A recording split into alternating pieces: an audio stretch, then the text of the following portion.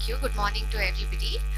So I'm going to speak on the shiny reflex at the macula, and so to go with the talk, I thought I'll wear something shiny because I'm going to show how the macula gets dulled and we lose those reflexes. So to get reflexes, every surface needs to have a different media of different indices to have the refraction or reflection. So like air and cornea, or the vitreous humor and the retina. And so this light gets reflected in two different ways, either diffusely or irregularly, or in a very regular manner or a specular manner. So irregular or regular are the ways it can get reflected. And the reflections will then tell you about the contour of the reflecting surfaces, whether it's smooth, it's irregular, or the conditions of the texture of the conditions of the tissues lying underneath. So how do you get the best reflexes? These are seen in young patients in very well pigmented, undilated pupils with emmetropic refraction. So you also need a well pigmented surface behind the retina, like a good RPE, and this gives you a good specular reflection from the surface. But if you have something like a sclera behind, which is also highly reflective, then you don't get a background for the reflections from the retina to come, and hence this obscures it. So this is how it looks in a this is how it looks. You don't get a very good reflex in a patient with an albinotic fundus. So most reflexes can be physiological or they can be pathological. When we speak about physiological reflexes, they can be from either the surface, which is from the ILM, the internal limiting membrane, and here they're usually transient and they're very variable, depends on how you reflect the light with your fundoscope or with the camera, and it indicates the contour. The patchiness indicates the contour, whereas the striations tell you about its texture. So for example, we have a watered silk reflexes. You get a perimacular halo, which is the most common one, where the inner boundary is sharp, but then the outer boundary fades gradually into the fundus. And this width depends on the movements of the eye as well as the light beam that you use with your either your direct or an indirect fundoscope, ophthalmoscope. Then you get a fan reflex, which comes out from the central fovea towards the nasal side of the macula or the temporal side. Then you get deeper reflexes. Now the deeper reflexes which come from the retinal pigment epithelium, they have a darker shagreen-like reflection, and at the macula the retina is usually thinned and the pigment epithelium is darker. So you get a dark fovea with a red spot amidst a lighter orange area. They may be arcuate, which is usually around the disc. They may be linear wrinkling of the ILM, or they may be punctate dots. This was discovered by Dr. Gunn, and so they're called Gunn's dots. These are usually physiological and they're around the disc.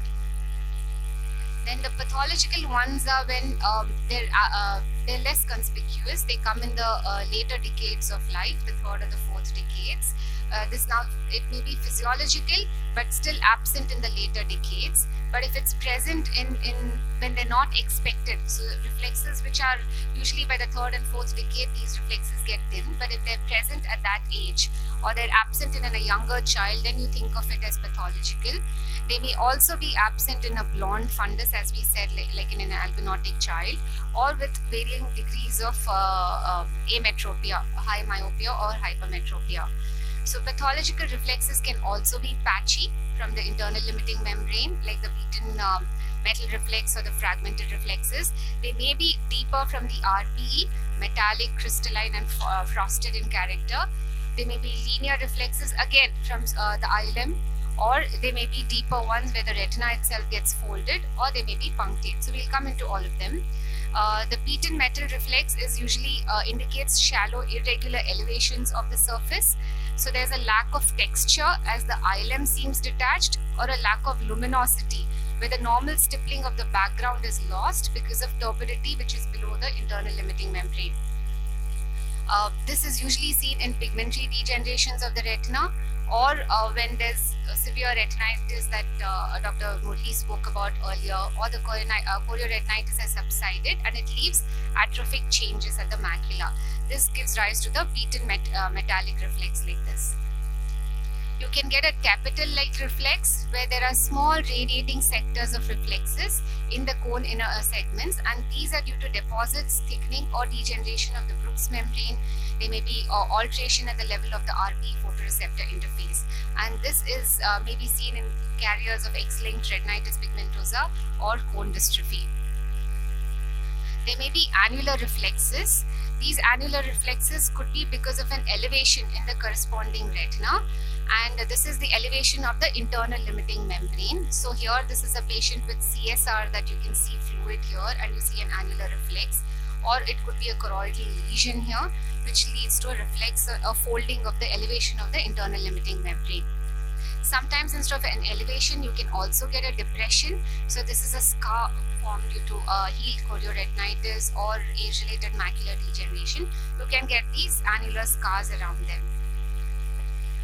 Linear reflexes could mean infolding of the ILM it could be in association with disc edema, papilloretinal edema, neuroretinitis. They may be double contoured where you see more than a single contour, and you could get folds of the retina itself. Sometimes when there are traction folds, that's 2 points, disc and the macula, then you get folds between, or pressure lines where it's actually not just the ilim, it's folding of the retina, and that causes stretch on the retina. You could get punctate reflexes because of either calcium carbonate, drusen, or white exudates, as Dr. Murli spoke about that.